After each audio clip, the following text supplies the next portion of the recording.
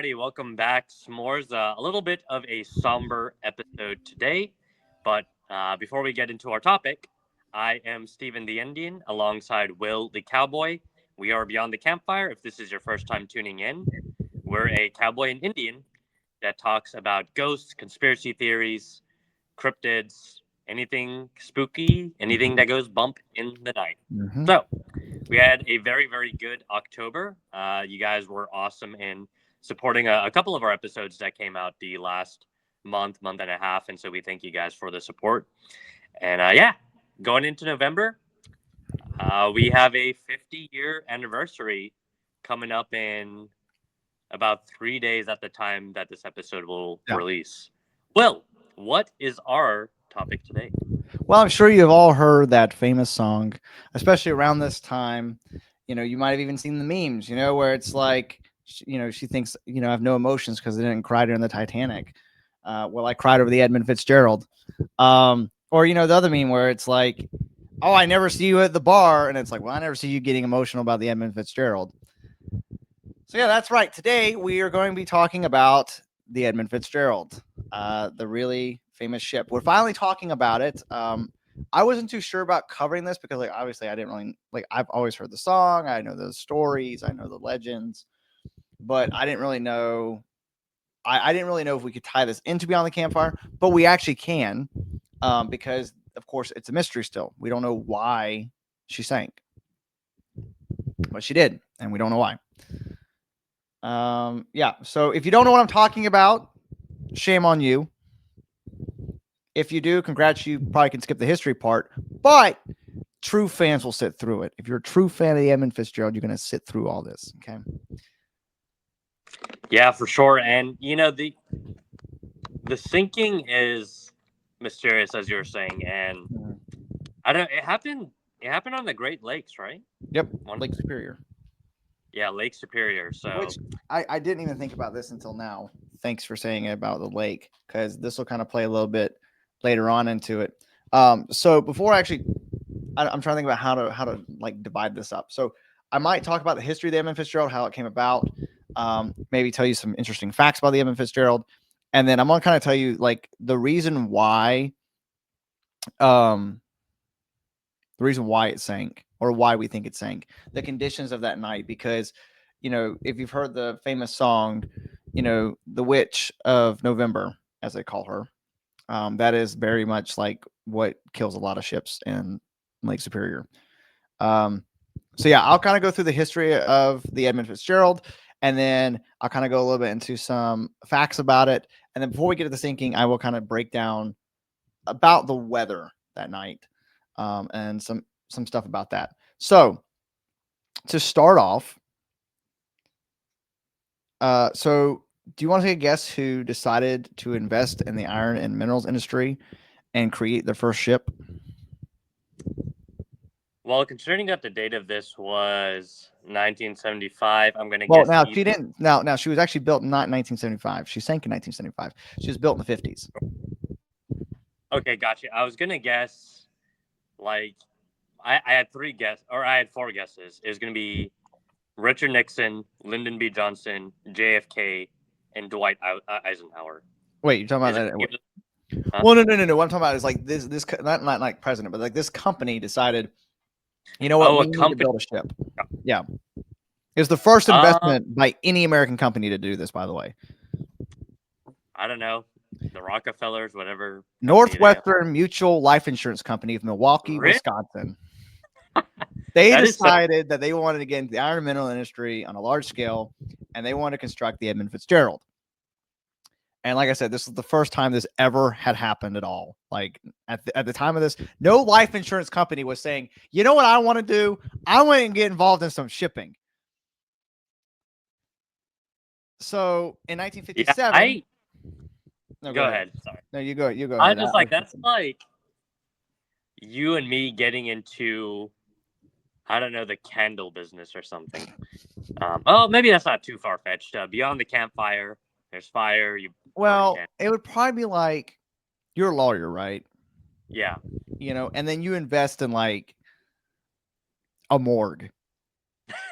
You Yeah. know, Yeah. something be, like it'd be that, where it's like you wouldn't expect it to happen, but it happened. I think it would be more or less like we're a podcasting company, right? If then like we decided to get, I don't know what would be something weird like a podcasting company would invest in. I'm trying to think of ads I've heard on other podcasts. Insurance companies. Yeah, it'd be Uh, kind of like if we took maybe like I'm trying to think of like what's the most obscure thing. It probably would be like for us, it'd be like us getting involved in OnlyFans. So how many times have you mentioned OnlyFans on this podcast? I feel like at least twice, if not more than that. twice, probably twice. While we're on the subject of OnlyFans, if you have not subscribed to our OnlyFans. Patreon, I know. Oh, If you have not, yeah, if you have not, yeah, I did the pause on purpose. If you have not subscribed to our Patreon, that is something that you can go do. We have exclusive episodes on there that nobody else has. Pretty soon, I will be writing some short, spooky stories, so those will be made available on there as well. And I think Will's had some other ideas for stuff that's going to be on the Patreon soon, right? So I think so. Yeah. Anyway, we'll keep that under wraps, but there's already exclusive episodes now. So, if you want to support us further, get more episodes like this, be sure to subscribe to our Patreon. There you All go. right, go. Anyways, so in 1957, the insurance company they contracted Great Lakes Engineering Works, or GLEW, glue. I don't know, like it's an acronym. Of River Road, Michigan. They wanted them to design and construct the ship. And you want to know how big they wanted this thing? They wanted it to be, quote unquote, within a foot of the maximum length allowed for passage through the soon to be completed St. Lawrence Seaway. If you don't know what the St. Lawrence Seaway is, from Lake Superior to Lake Huron, it's like a channel of canals and stuff. So that would be a very tight fit. Yeah, they wanted within a foot, man. So the value of the ship at the time was, guess how much? Sorry. What'd you say? I said that's what she said, but anyway. Okay, all right. I'm 5 years old. I'm a child. All right, go ahead. Sorry about You're that. a lady watching this right now. Has she seen the podcast? I don't think so. I've made her aware. I'd wait till you're married. We'll see. Anyways, do you want to guess how much the ship was valued at the time? Close to $1 million, maybe a little bit more. About $7 million. Wow. Yeah, and today's $7 million. And today's money, that'd be as of 2024, that'd be about $59.6 million.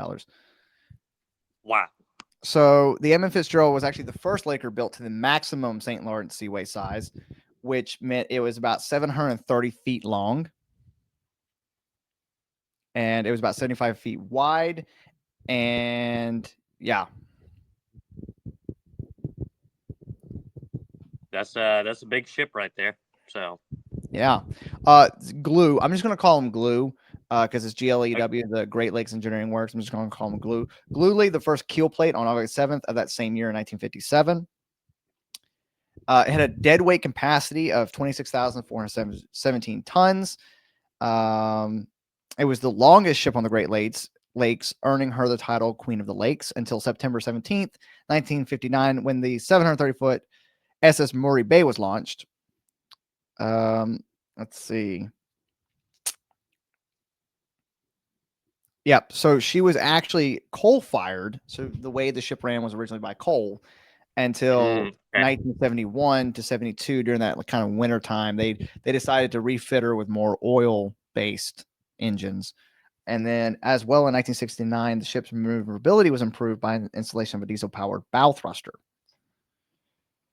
As well, because so the Edmund Fitzgerald, to kind of tell you what she did, she was an ore carrier. So she would carry ore from certain places on the lakes, and then she would carry it to certain mills to be obviously manufactured into steel and stuff.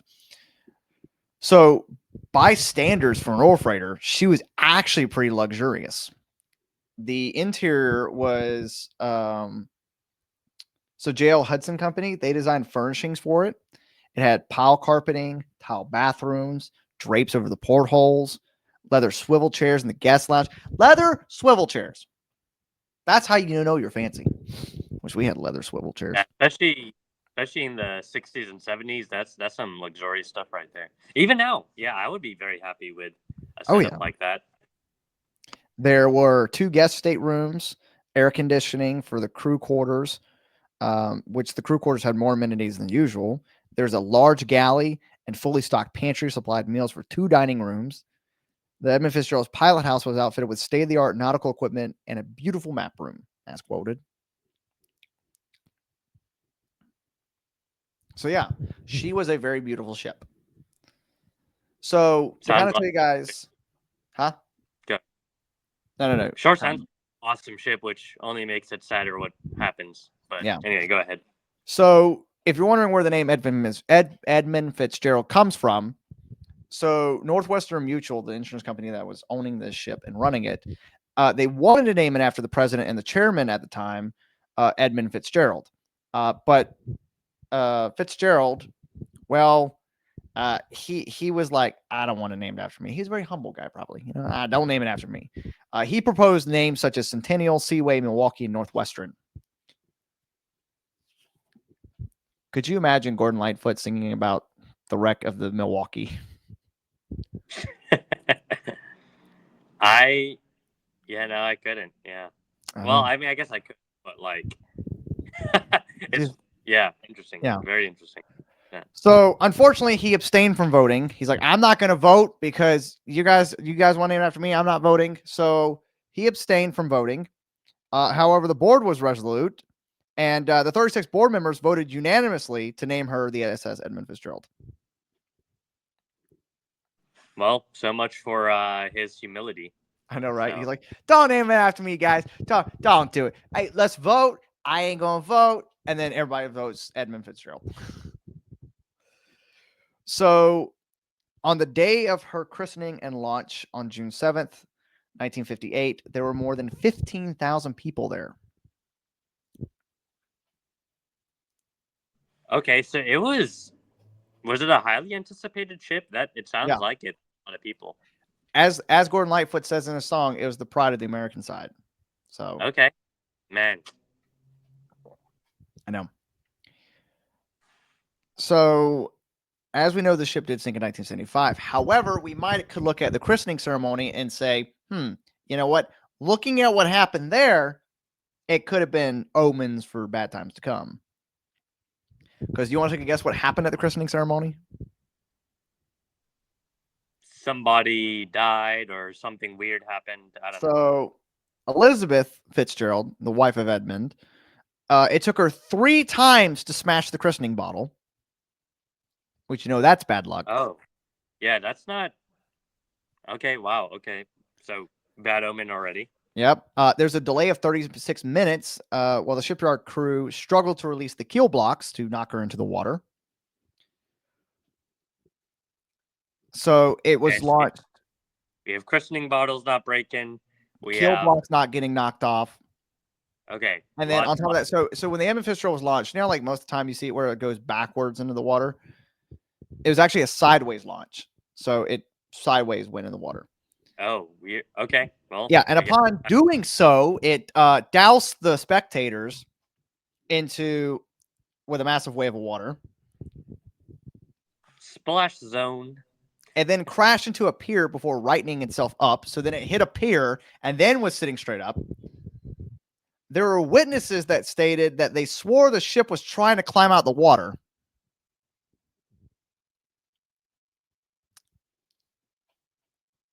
What even is meant by that? Because I guess whenever it crashed into a pier and then it fixed itself. So I guess whenever it went down in the water, the way it kind of crashed into the pier, it was like almost like it was trying to climb. Very interesting. Okay.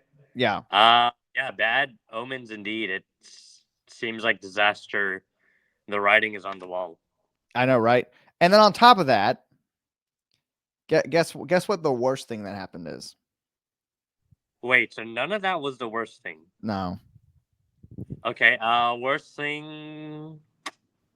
I don't know, some really bad damage is done to the ship or to something or somebody. Jennings B. Frazier of Toledo was standing in the crowd. Okay. Oh, and and he had a heart attack, and he uh, died. there it is. I guessed it. I guess I was like, somebody died. Somebody, Somebody died. and it was Mr. Toledo, Doctor Toledo. I think Mr. it's Mr. Toledo. We'll just call him Mr. Toledo. Yeah. So man, that ship making guys have heart attacks. So Yeah. yeah. So, um, let's see. So Northwestern Mutual's normal practice was to purchase ships for operation by other companies. So they own the Edmund Fitzgerald, but they signed out a 25-year contract with Ogilvy Norton Corporation to allow them to operate the vessel.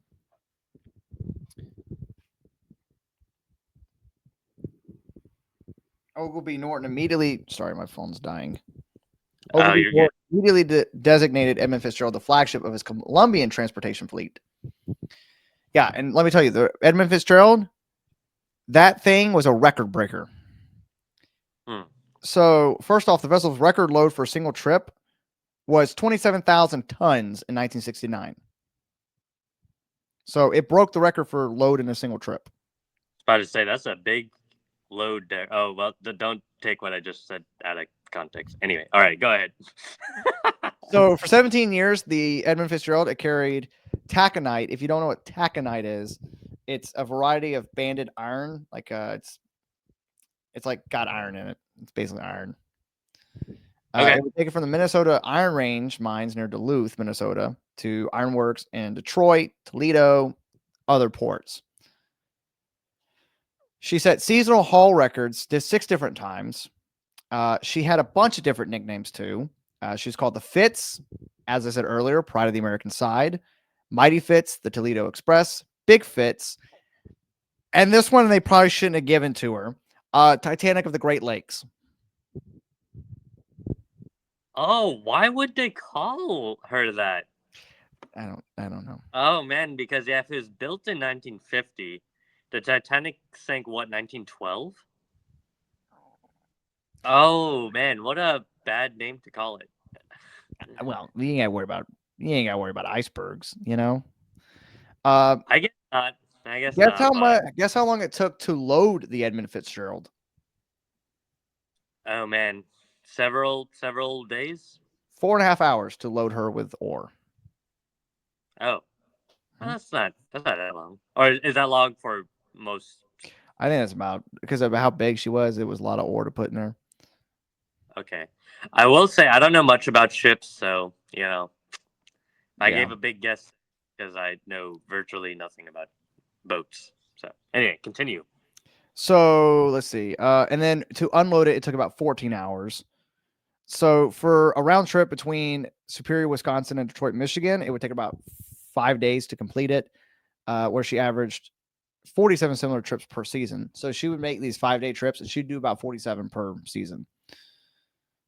The usual route for her was between Superior, Wisconsin, and Toledo, Ohio, although her port of destination could vary.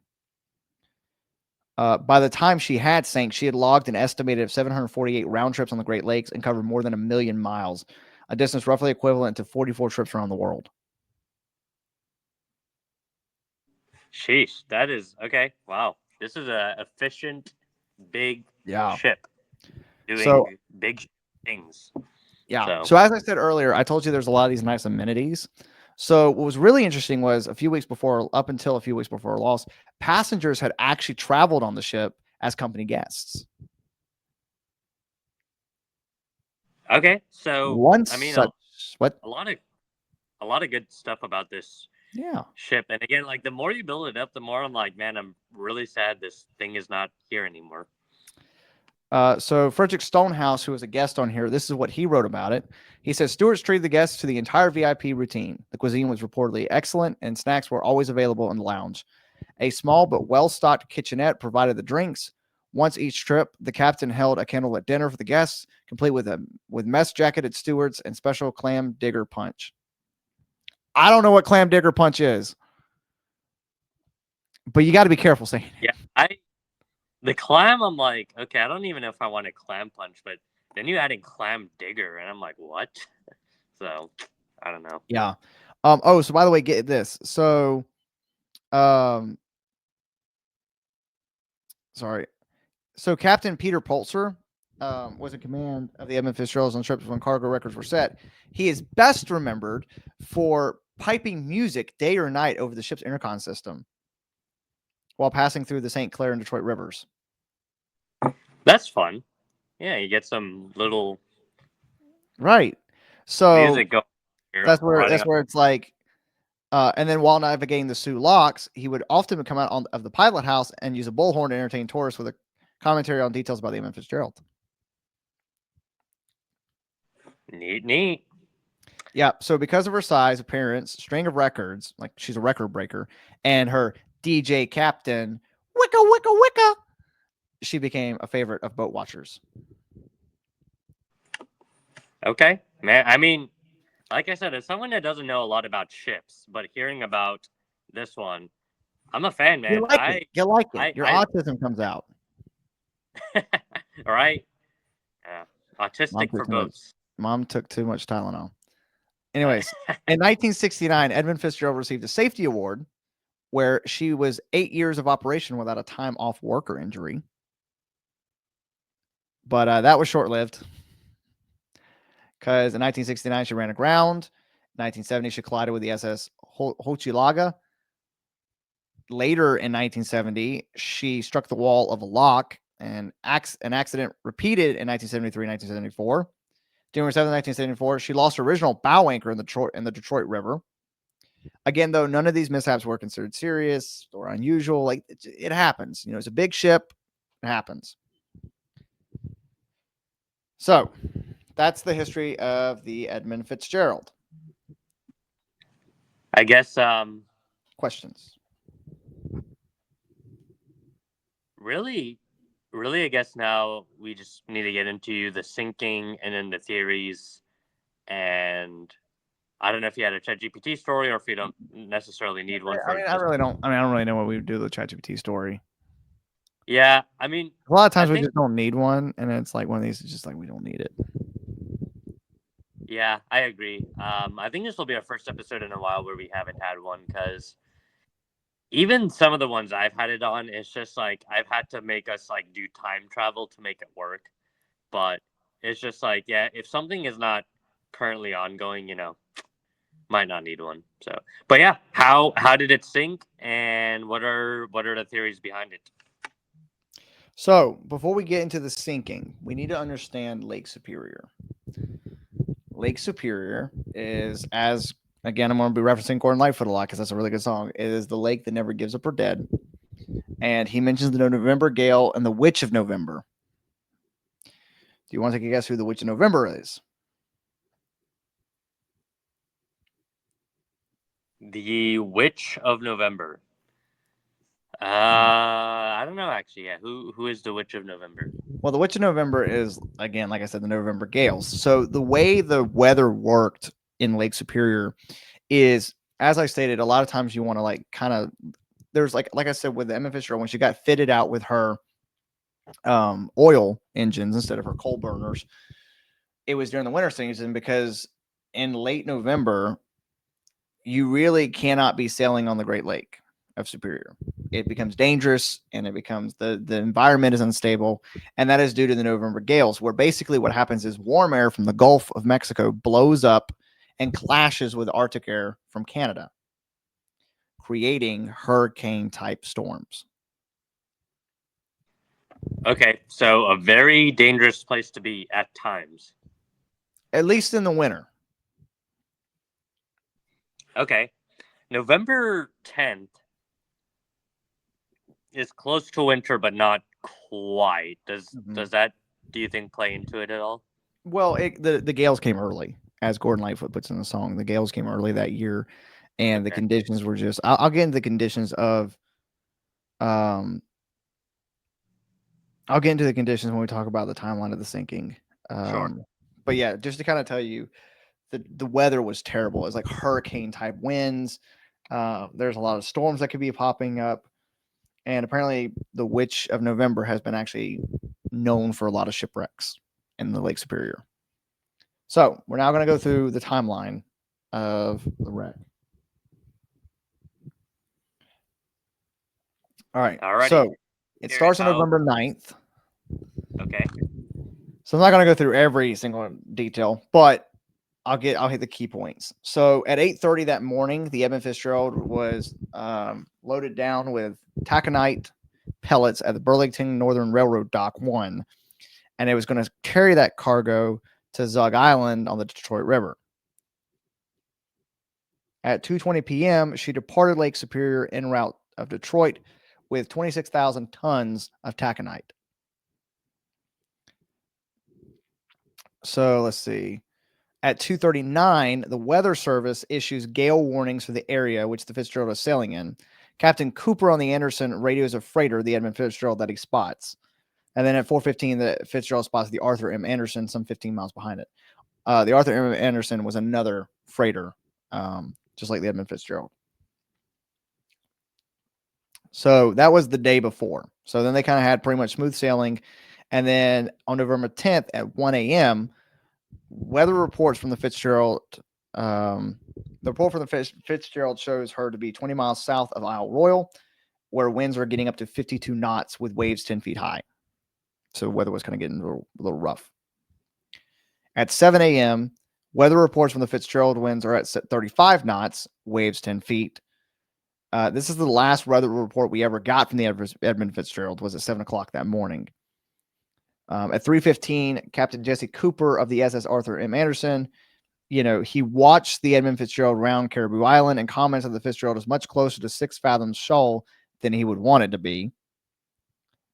3:20 p.m. Anderson reports winds coming from the northwest at 43 knots, so a little bit faster winds.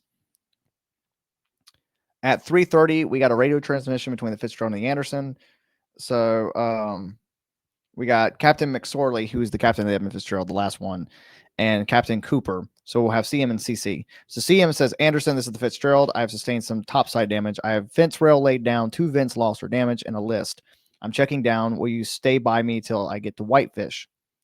CC, Charlie on the Fitzgerald. Do you have your pumps going? CM, yes, both of them. The Fitzgerald radios the Arthur M. Anderson, requesting radar assistance for the remainder of the voyage. Anderson, this is the Fitzgerald. I've lost both radars. Can you provide me with the radar plots till we reach Whitefish Bay? Anderson, Charlie on that Fitzgerald will keep you advised of the position. Let's see. At 4:39 p.m., the Fitzgerald couldn't get the Whitefish radio beacon to pick up, so it radioed the Coast Guard station at Grand Maris on Channel 16, the emergency channel. And then between 4:30 and 5, the Edmund Fitzgerald calls for any vessel in the Whitefish area regarding information about the beacon and a light at Whitefish Point. They get an answer by the saltwater vessel Ava-4s that the beacon and light are not operating at this time. Then between 5:30 and 6, we get another. This is the radio transmission between the Avors and the Fitzgerald. Fitzgerald, this is the Avors. I have the Whitefish light now, but still am receiving no beacon. Over. Fitzgerald, I'm very glad to hear it. Avors, the wind is really howling down here. What are the conditions? Where are you at? Fitzgerald, undiscernible shouts heard by the Avors. Don't let nobody on deck. Avors, what's that? Fitzgerald, unclear. Over. The Fitzgerald replies, I have a bad list, lost both radars, and I'm taking heavy seas over deck. One of the worst seas I've ever seen. Avors, if I'm correct, you have 2 radars. Fitzgerald, they're both gone. So then sometime around 7 p.m., the Anderson is struck by 2 huge waves that put water on the ship, and it's about 35 feet above the waterline. The waves hit with enough force to push the starboard lifeboat down, damaging the bottom. And then at 7:10, this is the radio transmission between the Anderson and the Fitzgerald. The Fitzgerald was still being followed by the Arthur M. Anderson at this time, and the Arthur M. Anderson was about 10 miles behind the Fitzgerald. Fitzgerald, this is Anderson. Have you checked down? Fitzgerald, yes, we have. Fitzgerald, we're about 10 miles behind you and gaining about 1.5 miles per hour. Fitzgerald, there is a target 19 miles ahead of us, so the target would be 9 miles on ahead of you. Fitzgerald, well, am I going to clear? Anderson, yes, he's going to pass to the west of you. Fitzgerald, well, fine. Anderson, by the way, Fitzgerald, how are you making out with your problems? Fitzgerald, we're holding our own. Anderson, okay, fine. I'll be talking to you later. And that was the last time we ever heard from the Fitzgerald. Dang, I don't even know what to say. Yeah. So the last radio transmission from the Fitzgerald is we're holding our own. So after that, she disappeared and she sank. And at about 7:20, the Edmund Fitzgerald disappeared from the radar of the SS Arthur M. Anderson, which prompted them to call the Coast Guard. And then at 7:55, the Anderson calls again and informs the Coast Guard that they've lost the Edmund Fitzgerald both visually and on radar. Then at 9 p.m., the Coast Guard, with no available search ships, radios the Arthur M. Anderson requesting assistance. And basically, they were just kind of telling the Anderson, you know, Coast Guard kind of said, turn around and search for the ship. And so the SSM Anderson agrees to give it a try, and they kind of turn around. They try to look for survivors. Nothing is found. And then at 10:53 p.m., the first aircraft arrived on the scene from Traverse City, Michigan. And then around 2 a.m. on November 11th, William Clay Ford arrives at the scene of the wreck. And then, yep, that was it. And then May of 1976, the wreck of the Edmund Fitzgerald is officially identified in 1976. And then in 1980, there's a Calypso expedition that took place. And then in 1995 was when they got the bell of the Edmund Fitzgerald raised, restored, and replaced on the ship by a new bell with the names of the 29 men lost. So, yes. I was going to say there was no survivors, right? No. Yeah, which makes sense because that would explain why this is a mystery, because if he had even one survivor, they could have told us what happened. So, yeah. Man. Well, here's what I'm going to do is, let's see. I was trying to see if I could find the list. I was trying to see if I could find, is this the thing? I was trying to see if I could find. Yeah, go ahead and give me your thoughts, and then I will tell you. I'll finish out with what I'm. Yeah, I mean, based off the things you were just reading out, it seemed like there was some weird weather that potentially, I guess, maybe there were some like big waves happening. Maybe there was, problems on the ship. But, you were just talking about the Witch of November and, the way that the weird storm circumstances occur on the Lake Superior. So I don't know. I think this is a pretty straightforward case. It to me, I mean, again, it's a mystery exactly how, but I think some weird, funky weather happened, and that's what took down the Edmund Fitzgerald. Mm-hmm. Yeah. So, like I said, 29 crew members were lost. Let's see if I could find it, the right one. I thought I had the age on here. Do you want to take a guess how old the oldest crew member was that died? 62. Just throwing out a number. He was 63. His name was Ernest. It was the captain, okay. McSorley. And do you want to take a guess how young the youngest was? 24. Carl A. Pacol, 20. Okay, I see. He's 20 years old. Very, very sad. Very sad indeed. Yeah. So obviously all hands were lost, and we like I said, there was no distress signal ever sent. There was nothing ever sent. All we had was we're holding our own, and then it just disappeared.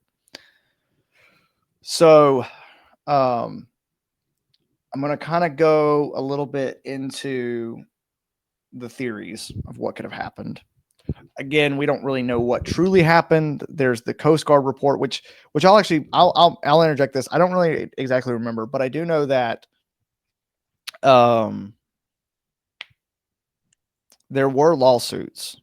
Some family members did sue the mutual insurance company about the wreck. They sued them for it because they blamed them. And then the Coast Guard, a lot of people believe that the initial report that the Coast Guard went with was very much trying not to blame the captain or blame the company, and was just trying to not really throw blame on anybody, that it could have happened to anybody kind of thing. So the Coast Guard report, again, they don't even know. Like, nobody really knows what happened. We just have guesses.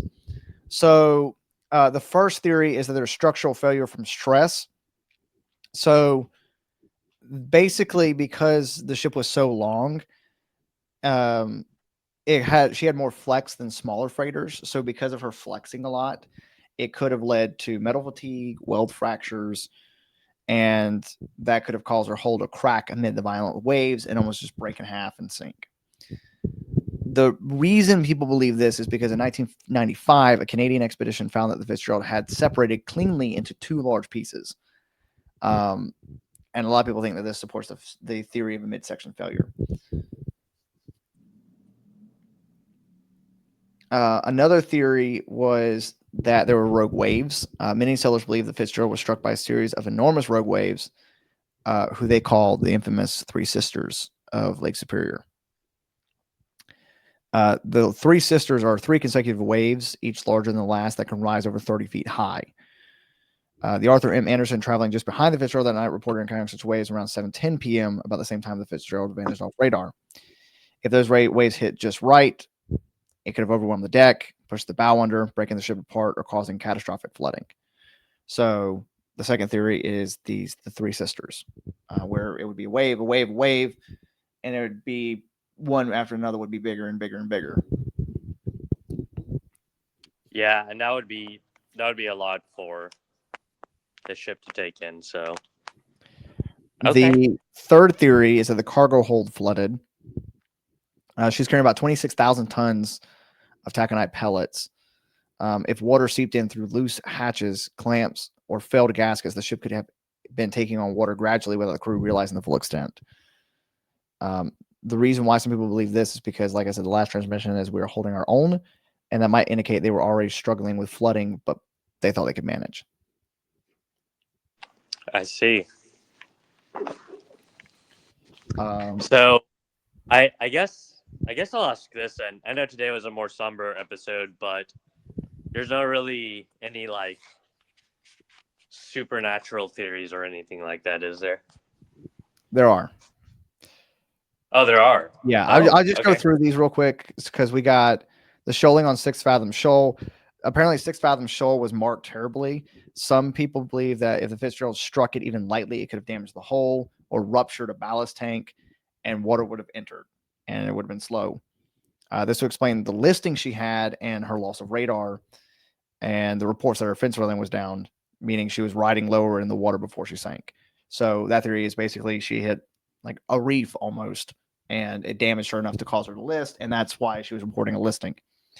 The fifth theory is there's topside damage and water ingress.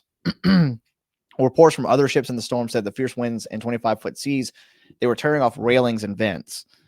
Some believe deck fittings or air vents were smashed, allowing water into critical components. Combined with the potential electrical failures, the crew could have lost pump and communications just before going under.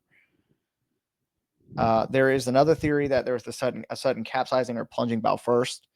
Based on the wreck's layout, some investigations suggest that Edmund Fitzgerald may have nosedived straight into the depths. So the Edmund Fitzgerald is only 529 feet underwater, but as I said, she was 730 feet long. So, if she had just hit it just right, the bow section is embedded in the lake bed while the stern sits upright but twisted, indicating a high-speed plunge. It's possible she took on too much water forward and submarined, suddenly snapping in two as she descended. And then the last thing we have here is the curse and superstitions theories. Some sailors have spoken of the curse of the Great Lakes, where ships are doomed by arrogance, greed, or restless spirits of the waters. Some have seen unexplained lights over the lake at night, or how no distress call was ever sent from the Edmund Fitzgerald. Others note that every November, the Great Lakes seems to claim a few more souls, as if the water demands tribute. So, there you go. The Edmund Fitzgerald. What happened to her? Why'd she go down? Thoughts, questions? Yeah, I mean, I really just wonder what those men were experiencing in their final moments, and if they knew what was happening, or if they kind of just died quickly and didn't really get a sense to know. But yeah, I mean, it's sad. I think we talk about death a lot on this podcast, but Yeah. I don't know, this episode does feel heavier than some of the ones we've done in a while. So Mm-hmm. Yeah, and I think with the Edmund Fitzgerald, I think this is just a mystery. Like we said, I don't think we'll ever really know truly what happened. Like I said, because all crew was lost, no one survived. We don't have right. any distress calls. We don't have anything. It literally just disappeared off radar and sank. And I think all we can do is theorize. So that's all I have, unless you have something else. Yeah, I think that'll do it. So yeah, man, rest in peace to those crew members. I feel sad for the family, but Lake Superior, dangerous place. If you're doing a ship, you know the risks. So I don't know how many sailors watch this show, but if there are any sailors out there, just be careful out there. That's really all I feel like I can say. So Yeah. So yeah, I think this will be a mystery. I don't think we'll ever really know the truth to. Thank you guys again for watching. Make sure you guys follow us on Twitter and Instagram at Beyond Campfire. Subscribe, comment, and make sure you follow us for future episodes. And I think that's all I got. So, does anyone know where the love of God goes when the waves turn the minutes to hours?